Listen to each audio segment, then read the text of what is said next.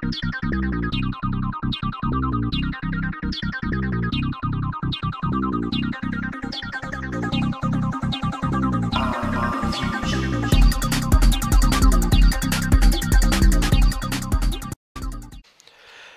everyone, Tony from the RMIFusion team here, and today we're going to have a look at Sonic on All-Stars Racing Transformed. Now, if anybody remembers the original game that came out a couple of years ago, just Sonic on All-Stars Racing, then anybody who did play it may agree with me that it was actually pretty good. A lot of Mario Kart games have come out in the past and come and gone, but they were just blatant rips. But I just found that Sonic All-Stars Racing was just so much better and just more than the average Mario Kart game. But now Sega decided that, hey, you know, so it's done well enough, it warrants a sequel. And so they did, with All-Stars Racing Transformed. But how did they change the game? Well, apart from having the usual tracks as per usual, you can now fly and go in boats. Yeah, I know a lot of people will sit there and say, well, yeah, you kind of ripped off Mario Kart 7. But with Mario Kart 7, a lot of the underwater boat stuff is underwater, and when you're flying, you're actually gliding. That's what my own personal opinion of it is. With this one, you're actually on top of the water when in boat mode, and when you're flying, you actually have to control the altitude and the ascent and descent of your plane, thus giving it more of a challenge, and just generally a bit more fun if you ask me. And trust me, flying takes a bit to master. Yes, you have options to help you clear that over, but if you really want to play it properly, don't put the auto fly on. Let's just have it nice and simple. Anyway, what options have we got that goes from this one? Well, first of all, in the previous All-Stars Racing, they basically just had the tracks as they come in cups. Well, now what you've got in this one, you actually have a career mode. So you still have the choice of the standard Grand Prix and time attacks and single races, but what they've also now introduced is a World Tour mode. This starts off as a simplistic amount of 0 stars. Then you participate in tracks and events, either starting off with basic races to drift challenges, versus races, even to blowing up a tank. There are many different ways of having additional races which are added into this game. Now, this is a good thing to me because this was in the original one a separate thing, but I prefer it this way. So as you choose your difficulty will also be dependent on the amount of stars you earn. So 1 star for easy, 2 stars for normal, 3 stars for hard. And believe me, hard is hard in this game. One of my main complaints about the Mario Kart series is the fact that even the hardest of modes is still just too damn easy. This is something completely different. Hard mode really does push you to the limits. And as you complete the challenges, this is also where you unlock all the extra characters. However, don't expect to go through the whole entire thing on 1 star and expect to be given all the characters. It doesn't work that way. I've noticed there's one in particular. If you want the characters, then you've got to play at least all of them on normal so far. So, like I say, you're not going to unlock, well, you might get a few characters if you do the whole lot on easy, but you're definitely not going to get them all.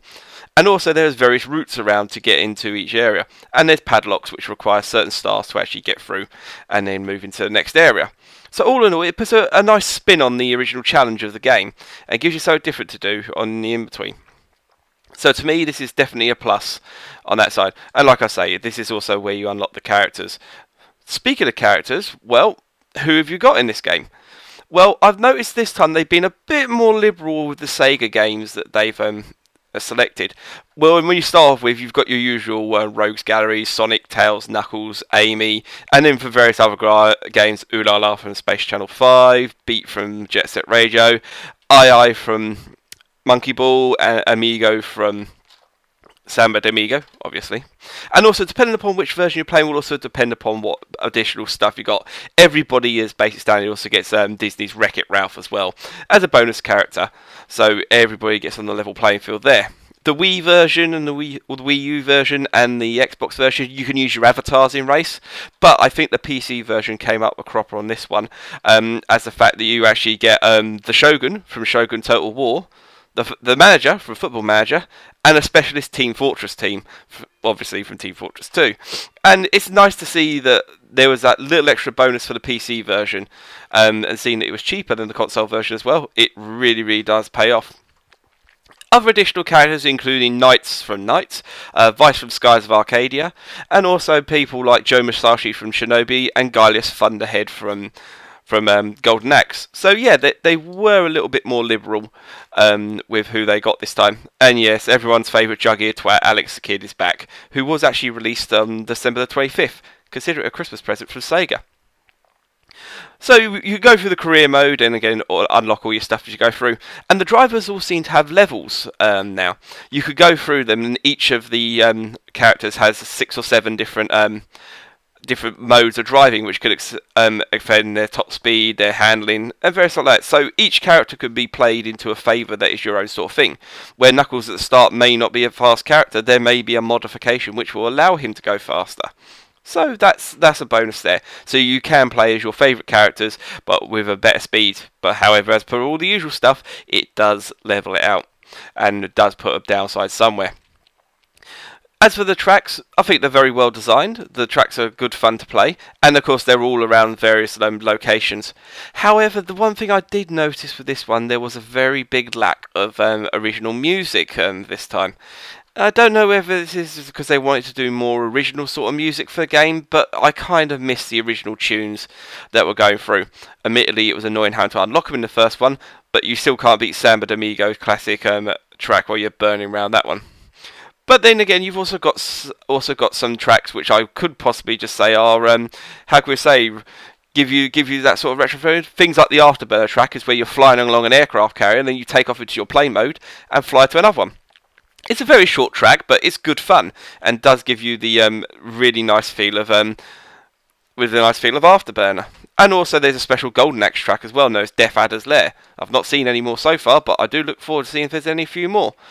And then there's also actually an Outrun track as well, where you start flying along the side of the roads, dodging the traffic, classic Outrun style, and then you speed on the water and then speed around the ocean and then come back onto the side of the road again.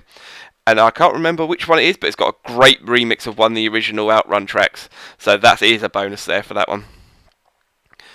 And also, the plus side is online playing is also still there, and local playing as well. You can have up to 4 people locally. You can even create an online local game, so you can have more than one person playing online, going and taking on all the others.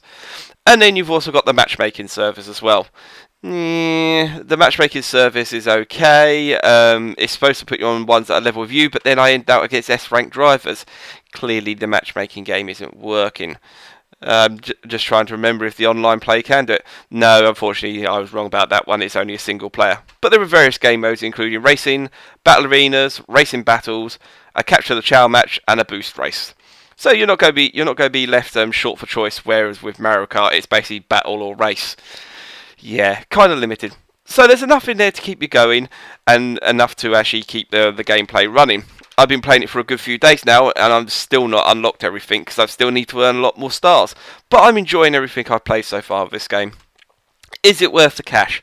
Depending upon the price where you pick it up at, I wouldn't pay £40 for it if they're still charging for it. 30 is a very nice price. I definitely would pay for this if you're looking for a cartoonish style racing game. The graphics are very nice, and like everybody looks pretty damn good. But like I say, these are all basically coming along lines for sort of cartoonish style characters. So don't expect anything serious here, and just generally just gameplay factor which comes into it.